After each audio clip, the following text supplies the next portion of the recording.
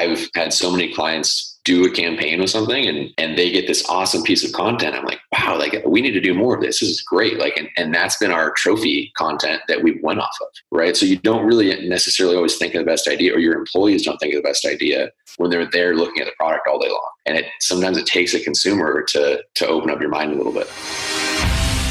This is Experts Unleashed, revealing how professionals and entrepreneurs transform experience into income while positively impacting the world.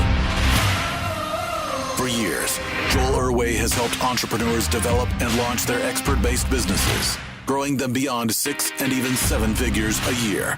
Now, a professional expert serves their community through paid training, education, or service.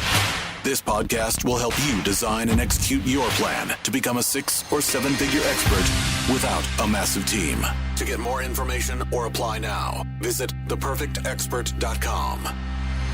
Let's get started. Hey, what's up, expert? It's Joel here, and welcome to another episode of Experts Unleashed.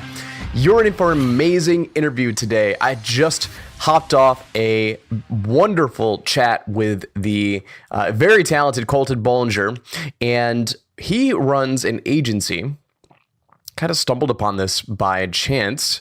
He runs an agency that went from $0 to $6 million in annual recurring revenue in less than 2 years, using a very unique approach to getting new clients. Now, if you're, when you listen to this episode, we break down some of the numbers, and it's quite phenomenal what he was able to do. And he also has landed very, very large corporate clients as well. But if you break down the numbers, he's essentially been getting 3 to 5 new clients per day. And that includes weekends. So that's like over 300, over the course of 700 business or 700 days over the course of 2 years, he's getting 3 to 5 new clients per day, agency clients, like done for you service clients. This is a fascinating interview of what it takes to get to that level and growing a team and outgrowing your team. And I really enjoyed this interview. I know you're absolutely going to love it. So without further ado, let's get into today's episode with Colton Bollinger.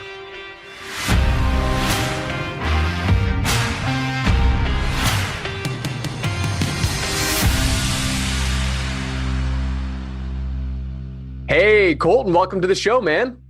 Hey, thanks for having me, Joel. Pleasure to be here. So I'm super excited about our interview today. We are going to be talking about, so we connected over LinkedIn a few weeks ago and started exchanging messages, and you had said you'd listen to a couple of my podcasts, which is awesome. And you had shared something with me that I knew would be of tremendous value to my audience. You talked about how you took your agency from $0 to $6 million in annual recurring revenue in 2 years, or in less than 2 years, whatever that was. And you did that using, just basically cold outreach on Instagram. I'm excited to talk about that. And we'll talk about that a little bit later on, but let's kick off today's podcast. Let's do a brief introduction about who you are, what Jumper is, and really what your business is all about. I want to put you on the spotlight first so my audience knows, a little bit more about you, and then we'll get into the juicy stuff. Does that sound good? Sounds great, Joel. Yeah, so my name's Colton, as you know, and we are based in San Diego. I'm kind of from Northern California, but we got really focused in Instagram marketing, and it kind of happened accidentally. I was working at another startup and was growing Instagram on that company. And I had a larger golf brand reach out. I had a golf background, I played in college, and they wanted me to run their Instagram. And I thought, hey, some pre-rev income coming in, get a relationship going. And our target demographic was golf instructors. So it kind of fit. And I utilized it as a relationship building opportunity. And then from there, I actually had it spiral off and got some more referrals and people coming in to do Instagram growth. And I was like, hey, people will charge for this, or people would pay for this. So after a couple, kind of tester, figuring out what we could charge for it, and ended up having it got up to 20 or so clients that I was, doing myself manually. I built some software automation systems, through a Chrome extension on Google that helped me, scale that client number a little bit more myself. And then I brought in my two co-founders, two of my best friends, to help kind of scale things. It was either me run a single agency forever, and kind of tap out myself every month, or potentially set the price points to where we can, I can bring on some partners and bring on a sales team and start scaling it. And that was something that Gian, my co-founder, really opened up to me and approached me about, because I was up in SF with them every weekend, and he was at Groupon to our organization. He was at a startup that got acquired by them earlier on. And so he was kind of the numbers guy. And he was listening to what I was charging and how I was scaling it and getting new clients. And he was like, well, if it's this easy, why don't we get a team together and start doing this? And I hate my job at corporate. So that's how it happened.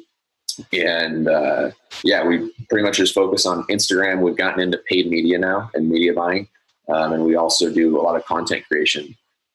So it's really expanded a bit and diversified just out of requests from clients. So as that client list grew and they were happy, they started requesting other services. And we said, yeah, let's take them on, kind of just getting scrappy with it. And then we figure out how to do them along the way with a few understanding clients. And that allowed us to refine our process a little bit. So you started out in the golf niche. So you targeted golf instructors and helped them grow their account? Yeah. So those were some of our first clients. I had a relationship with one of them that I was doing it with originally, and he made $2,000 from golf lesson sales the first month on Instagram. So it was after that, it was kind of like, you have people DMing you, asking for golf lessons and actually buying packages from you on Instagram. And he was like, yeah, I sold $2,000 this month, and it was funny because out of that, I was doing it for free for him. Right.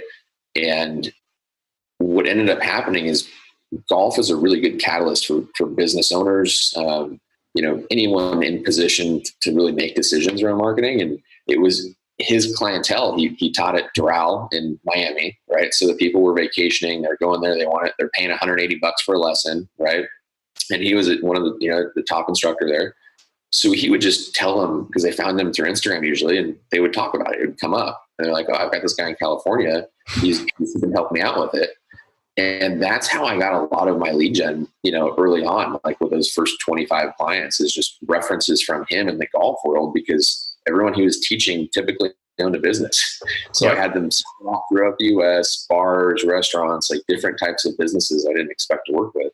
And that's really, even today we have, I couldn't tell you the one like industry leader that we work with. Like there's not one category that we specify in anymore, because everybody has an Instagram, and it's for me, when I started going, it was so interesting because I got to learn about some of your own businesses. I'm sure you doing these podcasts and talking to people and other entrepreneurs, super fun, because you're like, whoa, like this guy's doing this. That's so interesting. I wish I could spend my time doing that or learning how to do it. Right. Because for me, it's like, you only pick so many things you're interested in and want to pursue full time. Mm-hmm. And being able to talk to them and hear all their stories, just in that kickoff call, and understand how we can help them with telling their story through Instagram was a lot of fun. I enjoyed it. So the sales calls and getting into their head a little bit was one of my favorite parts. But I was lucky in the fact that we got to do it with so many different people in what we're doing, because Instagram has kind of spread throughout so many different industries, and every business has it, like I said. So that's kind of how it got rolling. And then, that's kind of why we've grown to where, the specific services that we've offered now. So I find that really fascinating, first of all, that you got a lot of your clients through your clients. Like that tends to happen like in different types of manifestation, but I'm assuming that a big part of your growth happened because, and you might not even have known this going into it. You targeted golf instructors, but like that subset of who they served were also business owners. And so that, you mentioned that before, that was a huge catalyst. Were you planning that? Was that part of your growth plan when you started? No, not at all. No, it was kind of a lucky scenario, I guess. I was already stuck in the golf industry with everything I was doing. So I definitely didn't expect that to help push things along, but it definitely opened up some doors, because people like golf and that type of like white collar, like society, right? Like that's what their downtime is. So like okay, me playing college golf, I never went pro, but if I go out there and play with someone, there's instantly kind of a different perception they have of you. And I think it's the same thing of like being introduced to someone through your golf instructor or someone like that. Just an instant trust thing. Mm-hmm. And I didn't realize it's very hard to get a B2B company to refer their other clients to a third-party service, right? Like there has to be so much incentivization for them to want to utilize that network or put it at risk. And even now, I don't think we really figured it out, right, from other businesses. But golf instructors, it's very like they're their coach. There's like a little bit of a different relationship, and it's not like B2B. Like they're still a consumer. They just happen to own a business, right? Mm-hmm. So it's like they have personal talks and they'll talk about things, and like a lot of things happen on the golf course. They're there for 2 hours of the lesson, and I think it just came up. And I mean, I still get a lot of referrals from probably like the 20 or 30 golf instructors we work with, just all of that, So it's still one of our highest like referral bases for sure. That's crazy, man. Now, the thing that jumps out to me, right? You're at $6 million annual run rate and you're an agency. How many clients does that require for you to hit 6 million per year? I mean, you said you started out not even charging this first golf instructor and it spiraled, and then just started to snowball, which, that's great. But like, what's the average, client paying each month for, one of your services, whether it's Instagram or, content creation? I know you're doing paid ads now too. Like, what's the average ticket price to get to 6 million? Because in my mind, I'm just like, that's got to be like thousands of customers, like tons and tons of customers. And as an agency, that sounds awful. We have 3,200 clients. Wow. Yeah. So and they're paying anywhere from $150 a month up to, based on paid media, we have some people doing paid media for 60, 70 grand a month in like ad campaigns. Obviously a lot of that's ad buy, and then we charge 10 to 30% in ad spend, depending like for services, depending on what goes into that. If it's e-commerce, if it's just strict awareness campaign. So it's kind of depending on how much work that we're doing or how much content we're creating. But yeah, it's the average cost or revenue per clients definitely went up a lot since we started initially with different services we've thrown in. But yeah, we have a ton of clients. We have a lot of people in the office. We're up to like 45 people now today. Mm-hmm. So it's, it's just scaled a lot faster than we expected. When we got the office with the three of us in San Diego, we hit 40K MRR working out of our living rooms. And we're like, once we hit this thing, we're going to go open an office. And then we're going to go between Scottsdale, Austin, or San Diego. There's like the three cities we were deciding between. I went to law school for a year in San Diego. So I kind of it was a soft spot in my heart. I missed San Diego, great spot to be around, like when you're a little bit younger, what's going on. But the kicker for us was really I think the 7 colleges or 6 colleges within like a 14-mile radius, right? So we knew we were going to be hiring younger people who are great at social media.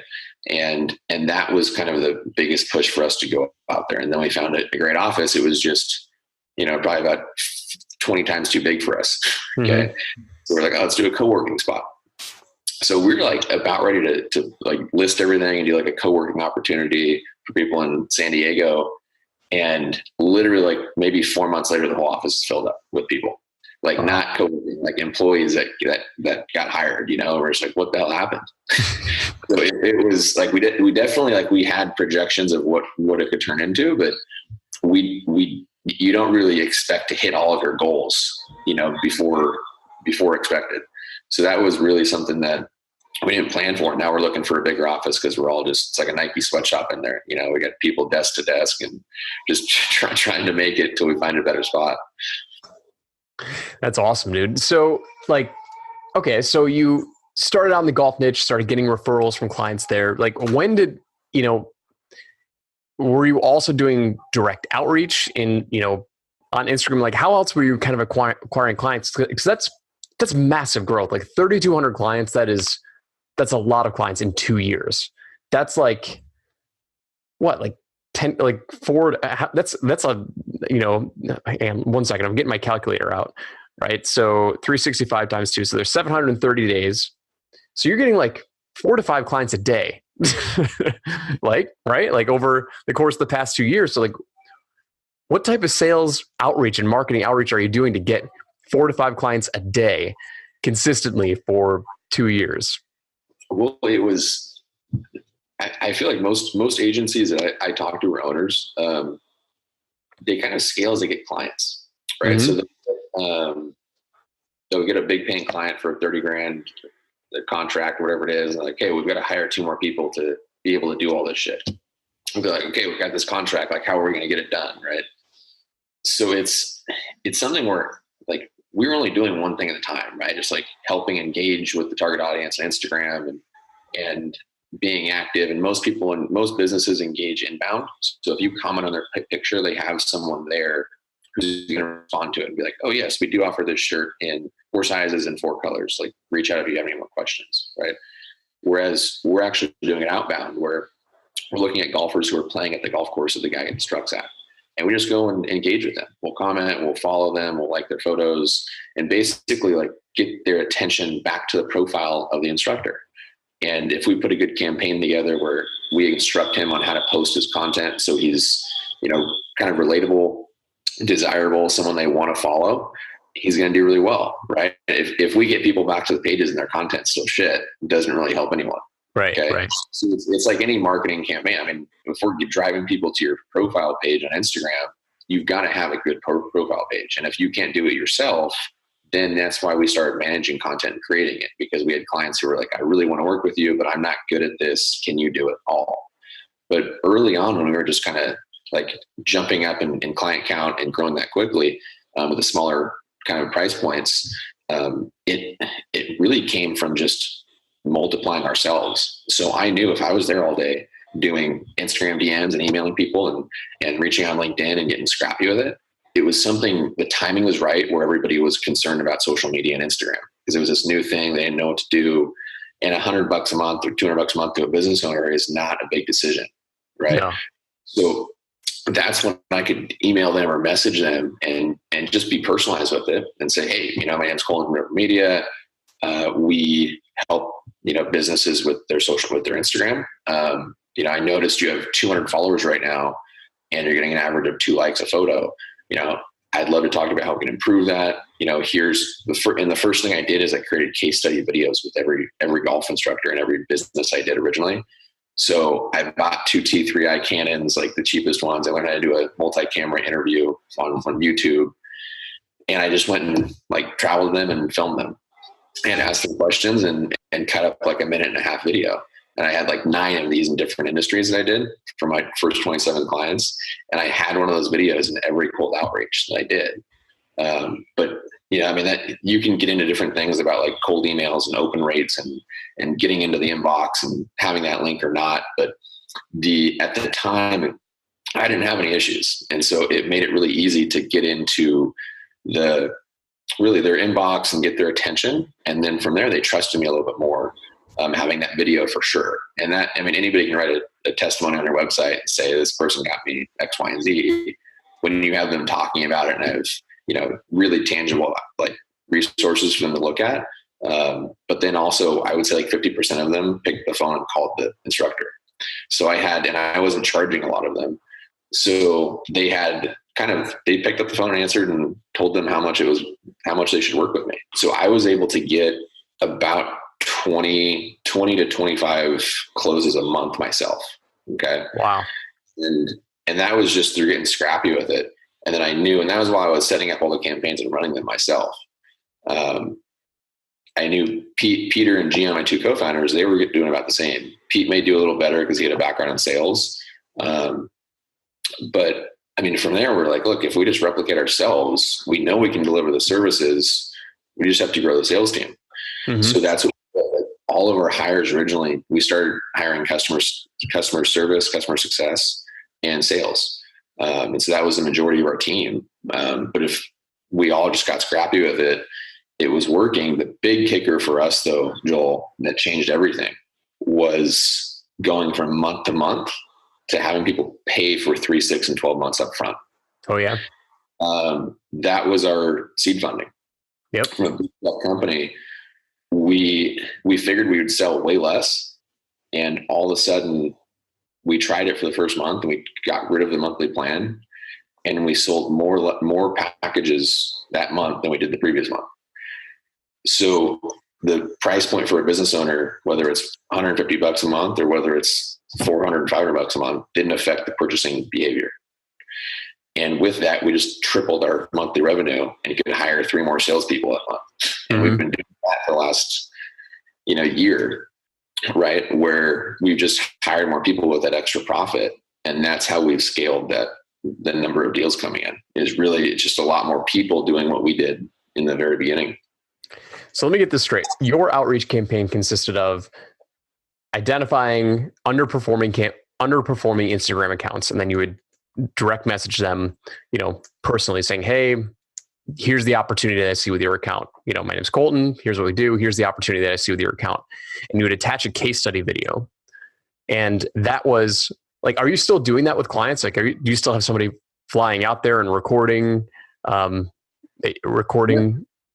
a time. If you go, we probably have like 25 case study testimonial videos that we've done, because it's always been something I've invested in, because it is social media in general is just hard to trust anyone, especially with adults, because there's the only KPIs you have are like follower numbers and likes, right? Which you can buy and manipulate however you want. It's more about, do you trust this company or brand handling your story? Because now social media is a lot more than just posting pictures. It's like people go there for your first impression. So trust has been the biggest thing I think we've been able to establish that helped us in the long run, that we still focus on, but we don't do it kind of once you have like 25 or 30, it's like you will do like maybe one every couple months, but it's not like a huge priority for us in the creation side right now. Yeah. So the case study video is, what I didn't understand was it part of your content creation that you did for the client? Like, cause you said you would film, a handful of, 1 minute videos or, 90-second videos of the client. Like, where was the case study? Like, were you actually recording them saying how great you guys were and what the results were? Oh yeah. So they weren't the best testimonial videos, I'll tell you that, but, the ones we do now are better, but when I was filming it, yeah, I'd bring the cameras. Most of them were in driving distance. I think I flew the guy out from Florida, my first client, to San Diego to do it with me. But like, I would just go and set my cameras up, and I would talk to them and ask them the questions I wanted to hear on camera, and then I'd edit it up and cut it up. And it was very much them on the camera. I wasn't there, but just talking about their experience and what the results they got from Instagram. Because and even if you go to Instagram, they have these success stories for businesses they've done very similarly, right? Kind of same format. They just did a much better job. It was more of jumper media with Instagram is a great way to get new leads. And this guy got results from it. Let's talk if you think you could be in that bubble too. So it was a little bit different approach. It wasn't like, just hyper focused on us, but more so Instagram applying to an industry, because most people I talk to, they're like, I don't even use Instagram, never got a lead from it. So that was the kind of the burden I was trying to overcome with a cold lead for the most part. So what was the typical response rate? So a couple things here. I'm mostly paid traffic. I'm mostly an inbound guy. I've tried my hand at some outbound stuff. I've hired some, expensive agencies with LinkedIn, and I've got a couple Instagram agencies who've been pounding down my door trying to get me to get on Instagram, because I'm personally not on Instagram, but I hear everybody everybody's on Instagram, and I'm a Facebook guy. So in terms of your campaign, like, what would you typically get in terms of a response rate? It had to have been a pretty high response rate for you to land 3 to 5 clients a day for 2 years consistently, right? You're reaching out to these people and you're basically making a direct offer, right? Like, in the first couple of messages, you're sending them a case study testimonial video, right? So the video was usually there in the first couple of messages, at least on the DM side of things. Yeah. And then we closed everything with a call. So the only way we closed a new client was if we hopped on the call with them. So we'd send a calendar link, and that's how we booked everything. It was usually like a 3-message call setup. That was like the goal on DMs. email, it was a one email call appointment. Yep. And we send the video link and the calendar link and say, if you're interested, we'd love to hop on a call and chat more. Choose a time that's convenient for you, and really look forward to chatting, hopefully. And that was, once we got them on the phone call, we have about right now like a 45% close rate. So that's on that call. So just one call. Yeah. Right. 'Cause, I mean, it's not like we're doing a 6-month, $8,000 deal. It's like, yeah, it's not expensive either. I mean, like a couple $100 a month is, that's chump change for a lot of people. Like we spend tens of thousands of dollars a month on ads.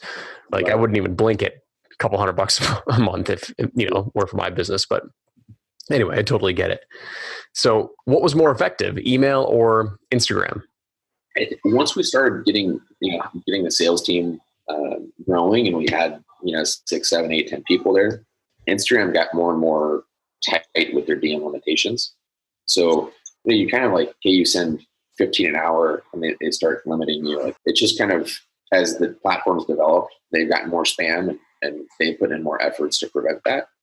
So we've kind of we probably do less DMs now than emails, and just other scrappy forms of getting leads, like referrals or asking clients. And now you have a pool of 3,200 clients where they're referring people. So last month, 75% of our new sales were referrals or inbounds, which is huge, right? Because we went from 100% outbound company to like 75% inbound now. It's like, holy shit. That's kind of like the tipping point where we were like, wow, if something worked a little bit, right? Mm-hmm. So, but email is probably the biggest part of it. I would say for most of the sales team, just being effective with that email, like getting them set up on a call process. So what industries are kind of like your money makers? Like what are the ones that work really, really well for Instagram as an agency for you to provide awesome results for your clients? And then what are some other kind of like obscure niches that you were kind of like a little nervous about, but ended up being like, maybe if there's one kind of surprise niche that you're like, it's going to be tough, but maybe you crushed it. I'm just curious. Right. Good question. I'll start out with like obscure one where it's like, you're not sure if you're going to crush it or not. And for us, those are lawyers. So we started early on, we started getting a few lawyers come in, and really I'll throw them in the category of like any B2B business is tough typically because, high level contract, like high dollar value contracts usually, they don't have very good content with or around their consumers because they're other businesses, right? So there's the content struggles is usually the biggest part of that. And when there's no content, it's very hard to make that story appealing when someone gets to the page. It's not like the most like sought after thing they want to follow and see more of, right? So that was like any business that doesn't have a sustainable content creation strategy that is decent is tough for us to work with. Even if we're creating the content, because sometimes it's like we have a local law firm in San Diego. If they want to hire us, I'm still going to be like, well, what are we going to create for you? Like I can come up with a whole crew and we can spend 4 hours creating content, but what's it going to be? Like you sitting at your desk doing paperwork or going through cases or it's just hard to create something appealing.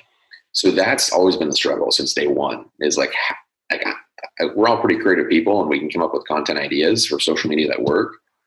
But there are times where it's like it's not worth you paying us. Like go spend money on Google ads, go do Facebook ads, create one compelling video that you can do that builds trust and will target people with that on a Facebook campaign. I mean, it doesn't make sense for you to try to create content every week and everyone wants to see. So that's the one thing where lawyers are always tough. It's just anything where content creation is tough and you can get creative. Some of them like people will say, a lot of people will say, there's nothing for me to create content around, and we'll develop a plan for them that works and that's off the wall a little bit. But sometimes it's just, that's the hardest thing.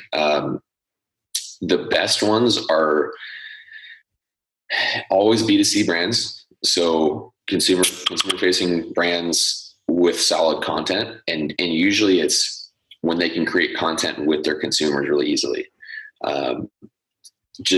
You want validity, you want the social proof, and you want something that's fun on Instagram that people want to follow. Mm-hmm. So if it's a brand, you can attach to, people doing something fun. Like, have you ever heard of a one wheel? No. So one wheels are they're kind of like a skateboard, but with one go-kart wheel in the middle. Oh yeah. Yes. I'm sorry. I just haven't heard it called as a one wheel. I know what you're talking about. Yep. Okay. So, they're not our client, but they're probably the perfect example of a product to social media fit. Okay. Because it's something that's so fun to do. Like, you almost want to create and share content of yourself doing it in the first place. Okay. And then they're leveraging that to get more sales, right? Over and over and over again, but they're not even having to create the content. Their consumers are creating themselves. They created a sustainable, really the product created a sustainable content creation factory for them.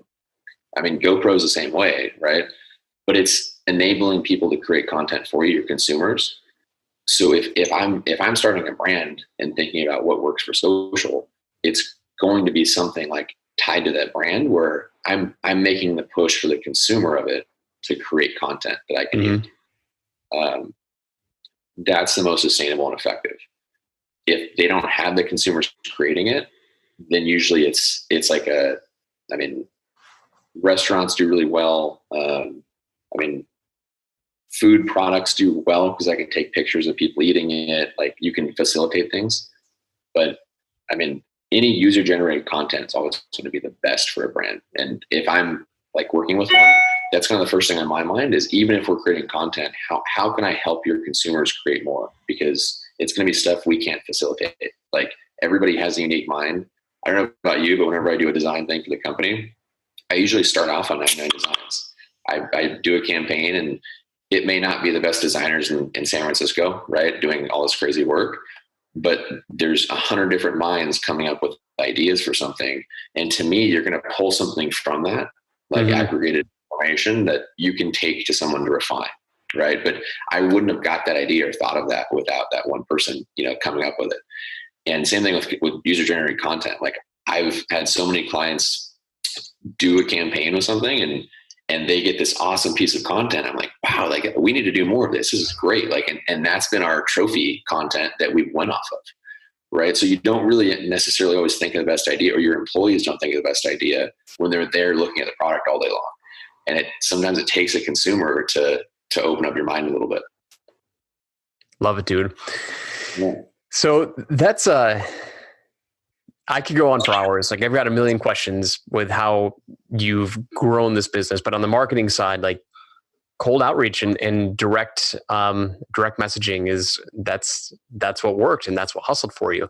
So I want to kick it back into the rewind section here, right? So I want to talk about the opportunities, like the golden opportunities that gave you the ideas that, that popped up and just launched you into different levels of success during this, exponential growth over the past 2 years, right?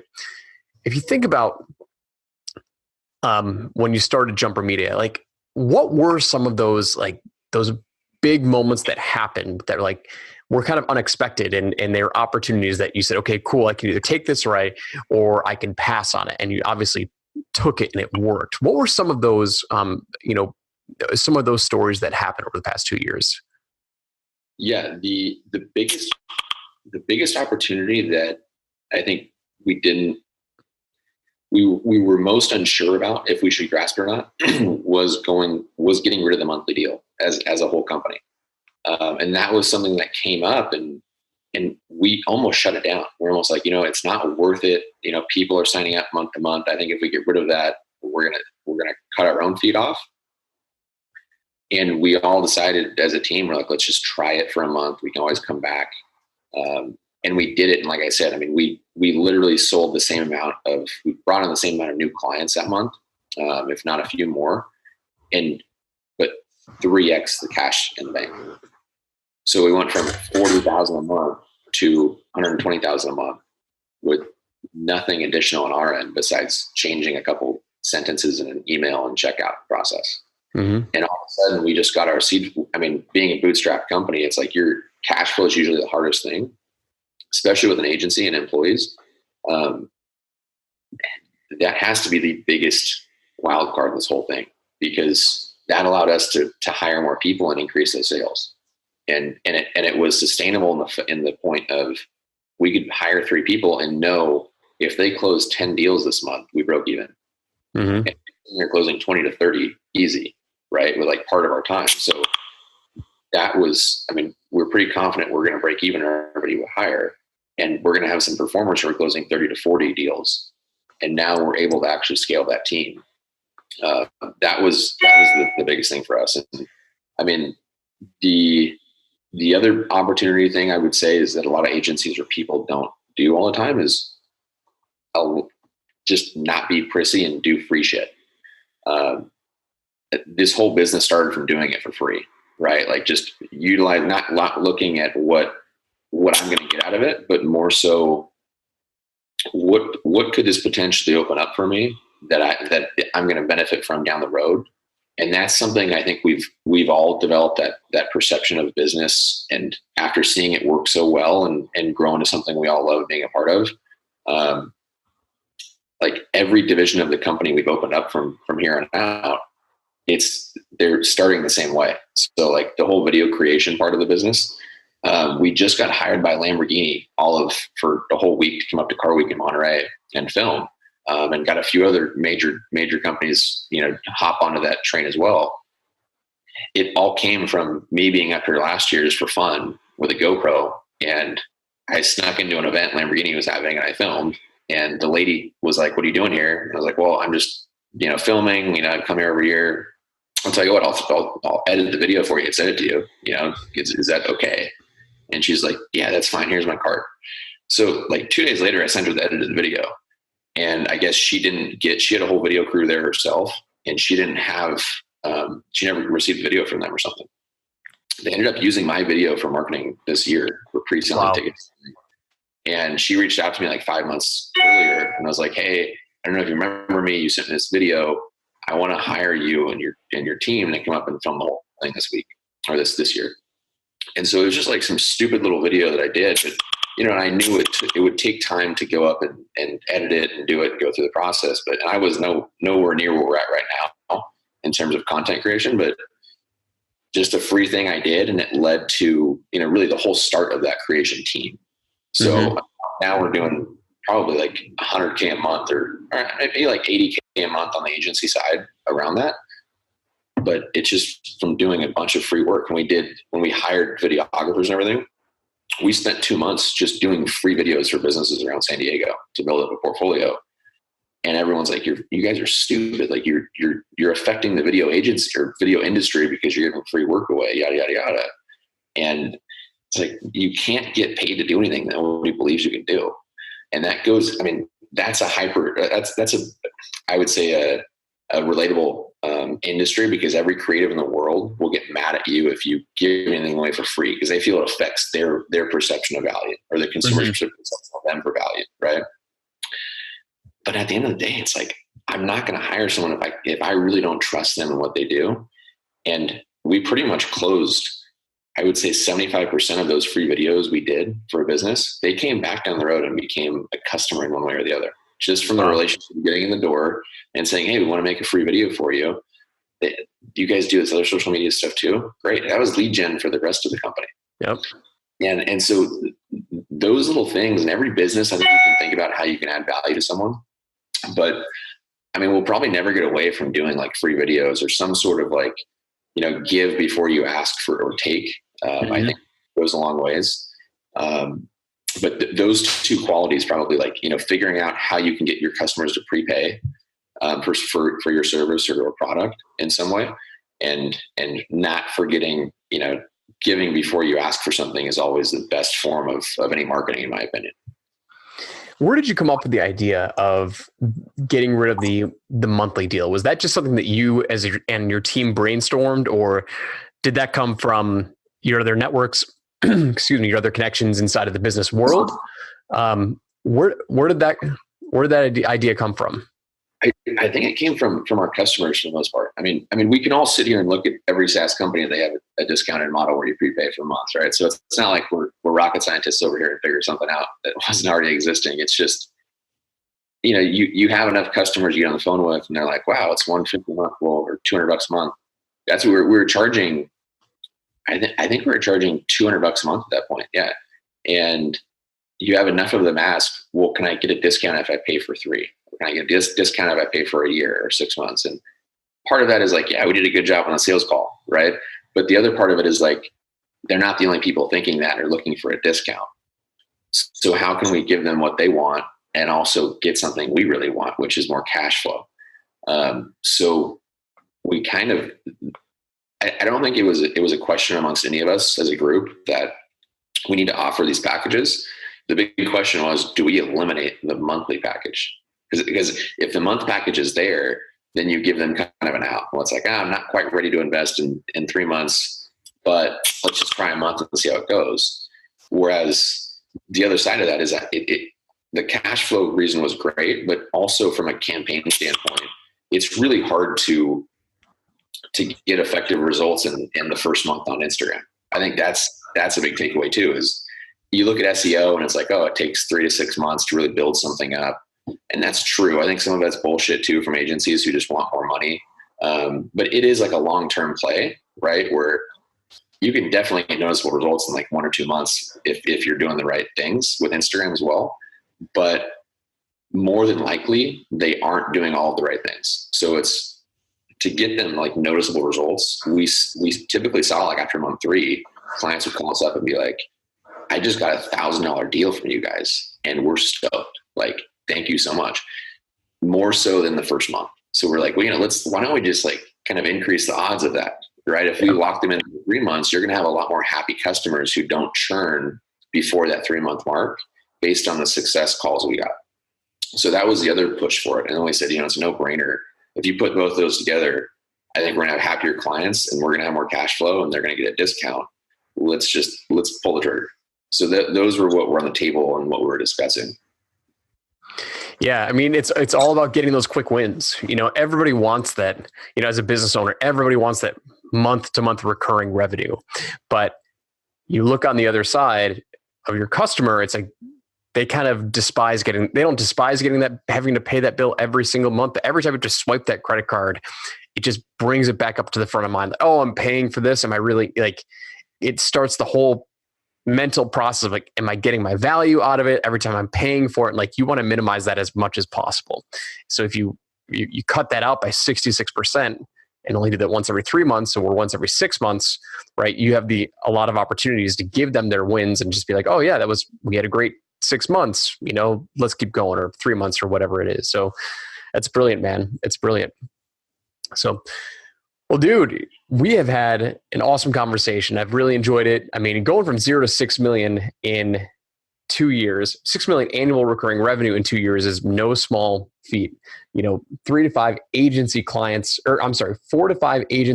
per day for 2 years straight. I mean, that's intense. Like, that is intense hustle.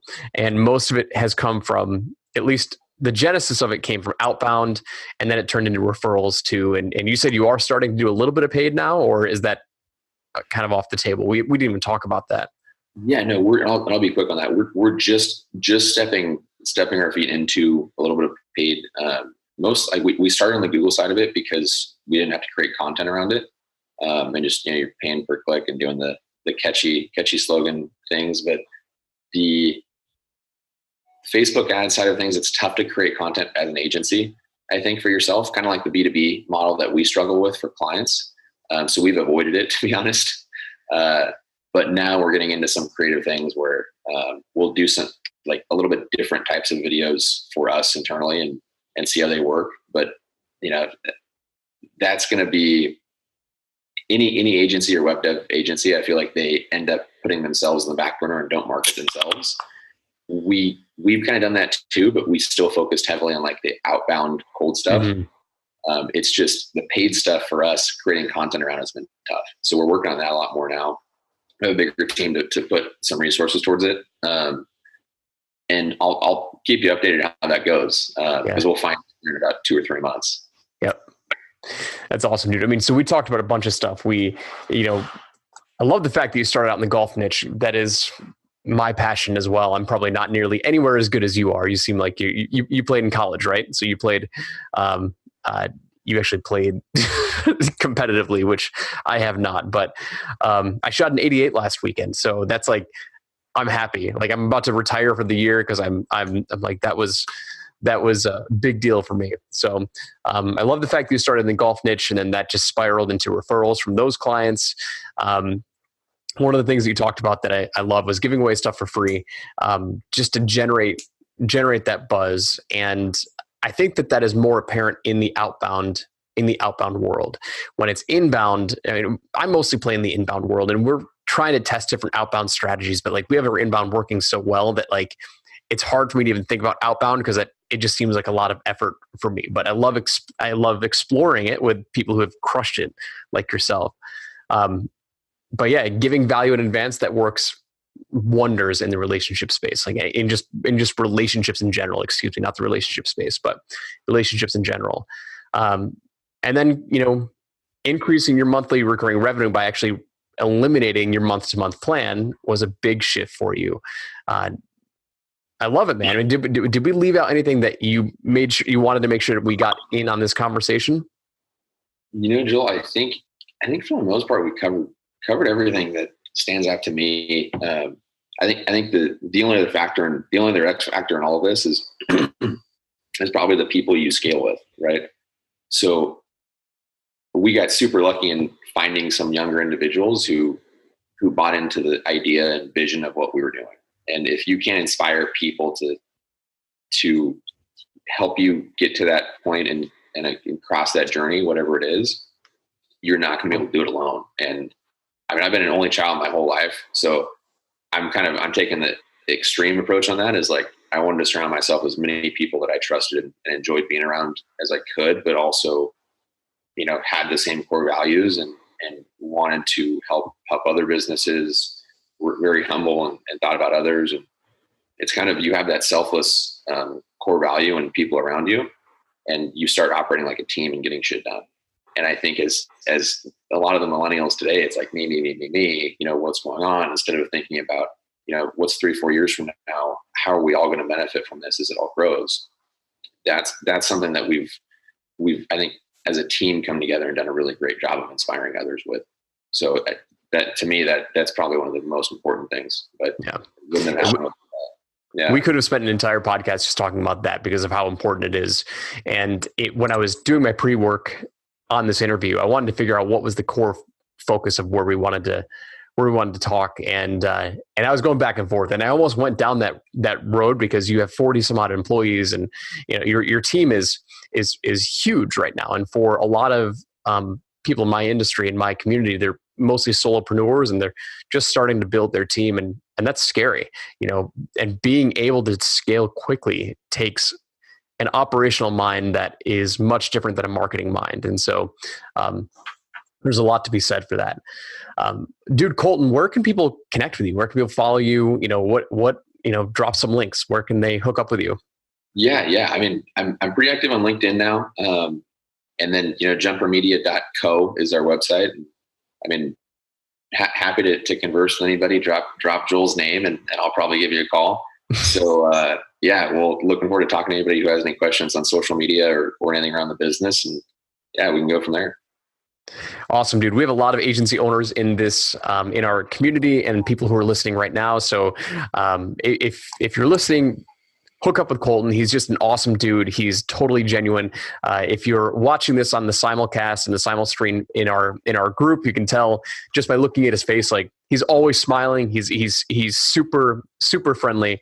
And I don't respond to many messages on LinkedIn, but when he replied, there was something about the way that he communicates. I'm like, yeah, I need to talk to this guy. So that's how this entire thing started. But you're an outbound pro, so that doesn't surprise me. So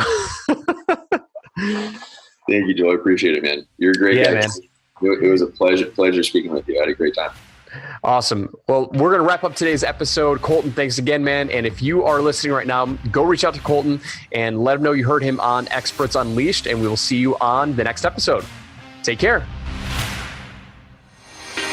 Thanks for listening to this episode of Experts Unleashed. If you're looking for new and innovative ways to design and execute your plan to become a 6 or 7 figure expert without the massive team, apply now at theperfectexpert.com.